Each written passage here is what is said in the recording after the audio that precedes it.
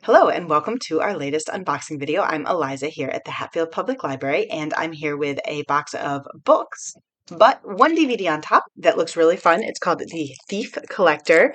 It is a documentary about this couple that I guess stole paintings just kind of for fun. I don't know. I watched the trailer because I was a little confused initially what the movie was about, and it just sounds so fascinating. Like, what were they doing? Why did they just seem like sort of fairly functional everyday people, and yet they had this like glamorous, but also morally wrong painting stealing side business. Okay, on to the books. For those of you who maybe already have chickens or not big fans of chickens, there's something else to try. We have a book on raising backyard ducks by Gail Damerow. We have a book on RV vacations. Explore 40 national parks, iconic attractions, 40 memorable destinations. Looks fun. Love this title. It's called Perfectly Good Food. It's a totally achievable zero waste approach to home cooking. This is by Margaret Lee and Irene Lee. And the cover's super cute. It's got little illustrations. I'm really interested in this. I already try really hard not to have a lot of waste.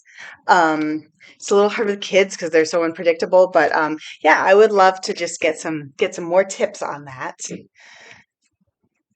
Return, A Journey Back to Living Wild by Lynx Vilden, which is an amazingly cool name.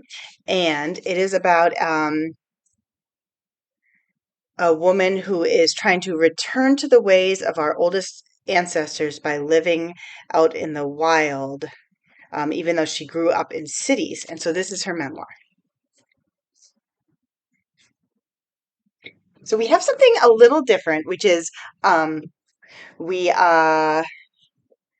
we get some requests for self-published books and we buy some self-published books. Lots of times I get them from other libraries because we have limited shelf space. But this series was on sale, so we figured, oh, let's just get the series. So we have the Cap Daniels series, and it's a little bit of an experiment to see if people, how much use they get. They were on sale. So, but I mean, that's not really a good recommendation. I didn't get them just because they were on sale. I was also like, I want to, like, again, it's really hard because I have such limited shelf space. There's so many self-published books. But this one had really good reviews from the fans, and it just seemed like a good place to start. And basically, they all are called Chase something. The main character is named Chase Fulton, and he's an American covert operative who runs around having thrilling adventures. This is the kind of book that people are always asking us for, so hopefully people will check these out. Oh, and also they weren't anywhere in Massachusetts. So, yay!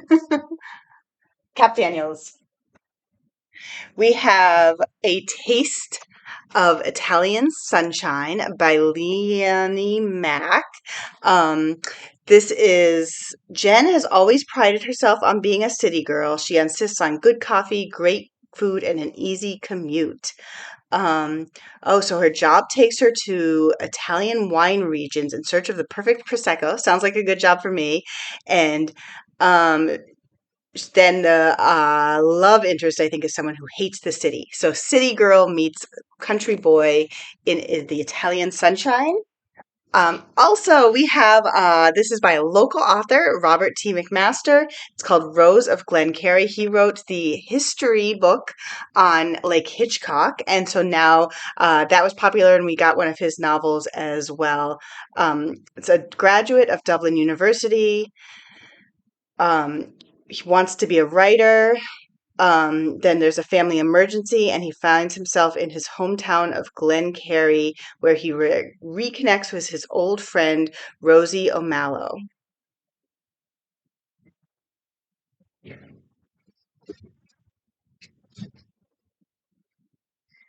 Ooh, yes, it looks like I've got a couple cookbooks here. This one is called Tasting History by Max Miller with Anne Volkwine.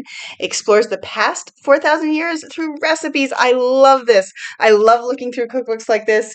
It's always so interesting. and looks like it has a little history section, and then a just sort of a narrative about the recipe, and then the actual recipe. Looks like they don't have a photo for every recipe, which I always like.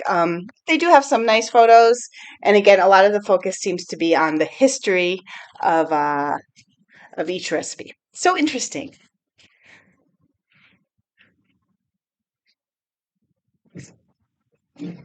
Another cookbook. Hooray! I didn't know this box was going to have cookbooks. They were all on the bottom. So, 100 morning treats.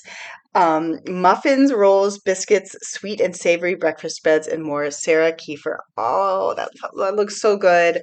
Um, Gorgeous photo. Cardamon's pistachio twist.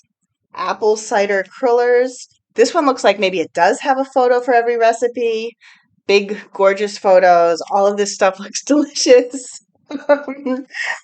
Definitely next time I'm planning a special brunch or something, I will want to look at that and get some ideas. Love and Lemon's Simple Feel Good Food by Jeanine Donofrio. 125 plant-focused meals to enjoy now or make it.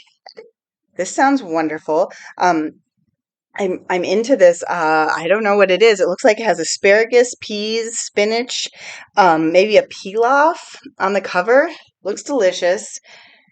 My problem with these cookbooks is I'm always like, yes, yes, yes, but what I really want is for someone to make all the meals. Gorgeous, such good photos, nice layout, nice clear layout for the recipes. Looks like they do have a photo for every recipe. Gosh, white bean Swiss chard burgers, like that sounds delicious. Grilled zucchini flatbread, broccoli frittata with everything left. This just looks like so many delicious ideas, especially if you are in a cooking rut. Okay, we have Chasing Giants in Search of the World's Largest Freshwater Fish. This is by Zeb Hogan and Stephen Lovgren. And I think it just is what it is. They are fisher people who are trying to catch a big fish or find a big fish. Um, on Our Best Behavior, the 7 Deadly Sins and the Price Women Pay to Be Good by Elise Loehnen. So this is nonfiction, a little more on the academic side, but again, we have a community here where some of these books just tend to be very popular. Why do women equate self-denial with being good? And then it sort of traces that back to values codified by the Christian church in the 4th century. So that sounds like sort of a tie-in with gender studies and history and how they interplay. Last book. This is called The Book of Charlie by David von Drehle. It's a New York Times bestseller, and it's the wisdom from the remarkable life of a 109-year-old man.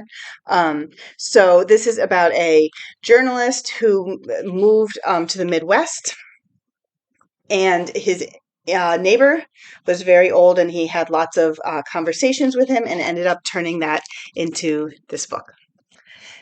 That's it. That's my whole box. We will be working hard to get these on the shelf. Bye.